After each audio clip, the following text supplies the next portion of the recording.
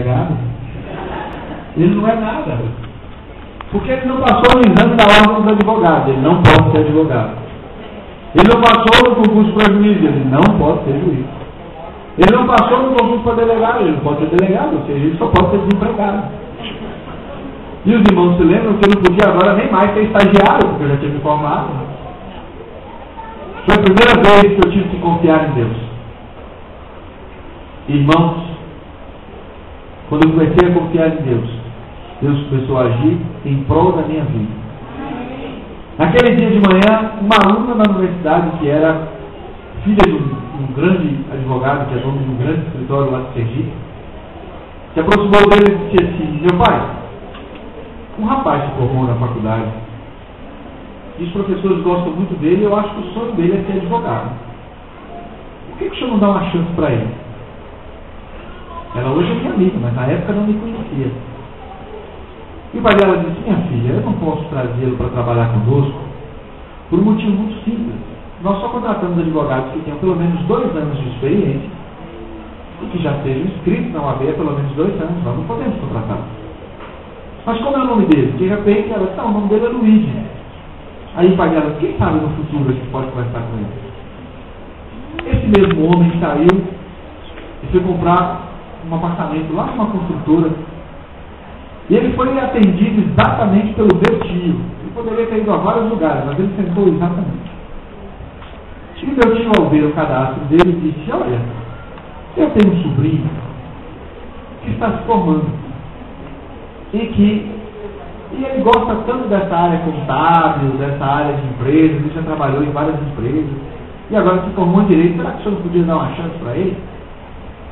E ele disse: olha, hoje a minha filha já falou de uma outra pessoa, a gente não contrata, e contou a mesma história. E no final ele disse: mas qual é o nome dele? De repente, quem sabe? Aí eu disse: não, o nome dele é Luigi. Ele disse: não é possível. A mesma pessoa, no mesmo dia, já me falaram dele hoje de manhã. Então faz o seguinte: manda ele lá conversar comigo no escritório. Tá certo. E aí chega eu no escritório, né? E quando sentei para conversar com ele, nós conversamos umas 2 ou 3 horas e eu percebi que ele estava incomodado, né? A gente às vezes nem imagina como o Espírito Santo trabalha. Ele estava incomodado e eu disse: o que foi, doutor? O senhor está... Ele disse: eu estou numa situação difícil agora.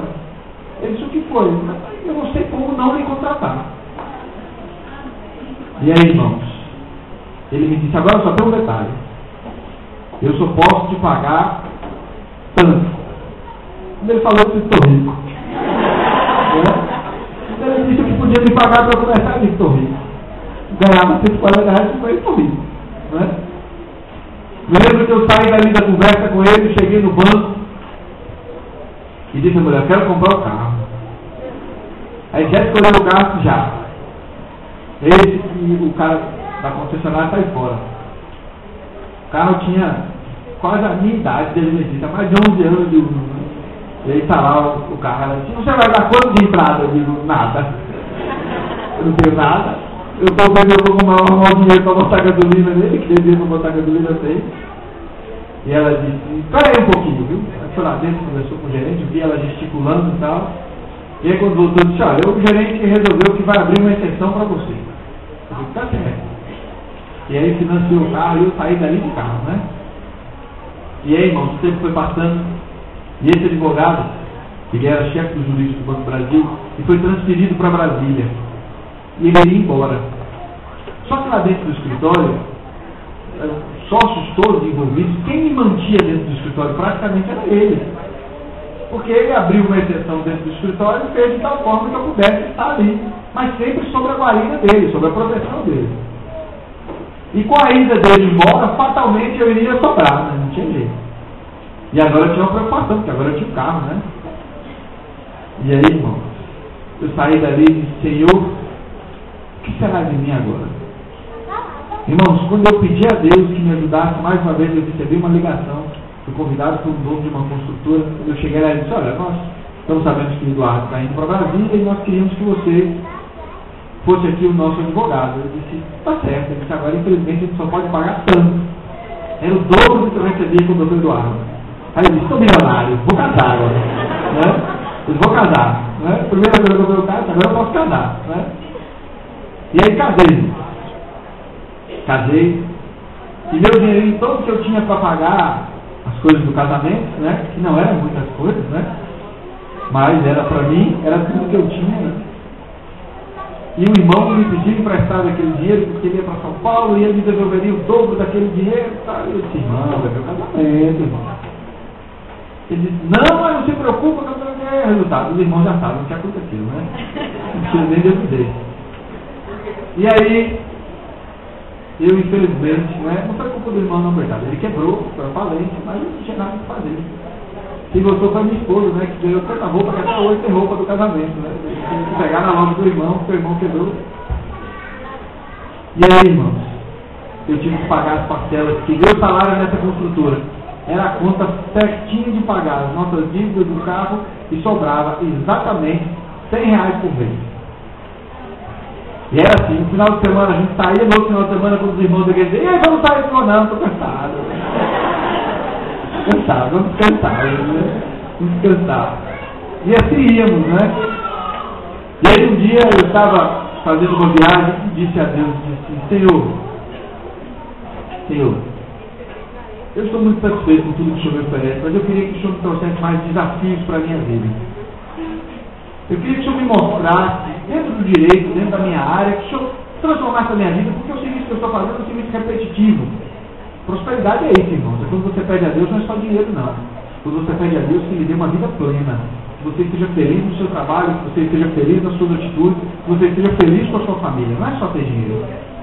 Senhor, eu preciso que o Senhor me traga plenitude na minha profissão, para eu ser feliz com a minha profissão. Quando eu terminei de orar, eu tenho uma vantagem. Deus me responde rápido, eu fico feliz com isso. Né? E aí o doutor Eduardo me ligou e disse assim, Luiz, estou voltando para Aracaju. E de repente, aqui agora, uns 5 minutos que eu não parei de pensar no seu nome. E quero lhe convidar para voltar a trabalhar com a gente. E você vai assumir um shopping. Ele era advogado de um shopping, lá você vai assumir um shopping aqui em Aracaju. Eu digo, ótimo, era tudo que eu queria. Voltei para conversar com ele e quando cheguei lá, conversamos tudo sobre qual seria o meu serviço, era exatamente o que eu queria. Aí de repente ele disse, mas tem um detalhe. Eu só posso lhe pagar o salário que eu pagava antes. Ai, irmão, respirei fundo e disse, agora? Só sobrava 100, ele ia reduzir para metade. E aí eu me lembrei da oração que eu tinha feito. E aí na minha cabeça veio os sentimentos, como é que eu vou falar para as pessoas confiarem em Deus se eu agora não confiar na oração que eu fiz? Eu disse, eu aceito. Ele disse, olha, é a metade. Eu digo, com o meu coração do tamanho de uma azeitona, eu digo, eu aceito.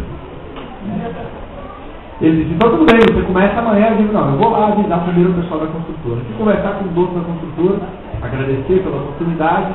Ele disse, mas que pena, rapaz, vamos fazer o seguinte. Ele fez uma proposta melhor, eu disse, fez. Ele disse, eu dobro o seu salário aqui na construtora para você ficar com a gente. Eu respirei fundo e digo, não, essa proposta dele foi melhor. Ele foi melhor do que isso, mais que o dobro que você ganha aqui. Eu digo, foi melhor do que essa. Ele disse, mas aí eu não posso cobrir não, gente, tá certo. Aí saí de lá, falei com Ana, né? E bom para vocês, homens e mulheres, escolham bem as suas esposas e os seus maridos, porque eles vão sustentar a vida de cada um de vocês. E aí, irmãos, começamos, né, felizes, trabalhando, mas no primeiro mês acabaram-se as reservas. E já não eram muitas, né, mas acabaram. No mês seguinte, nós entramos no cheque especial. E isso dói. Para o cristão pagar juros, dói. E comecei a pagar juros. E aí eu comecei a fazer um curso à noite de Direito Administrativo. E eu entrei lá no site da Universidade Federal do Sergipe, estava lá, concurso para professor. Eu tinha 7 meses de formado, né? Estava escrito lá, concurso para professor.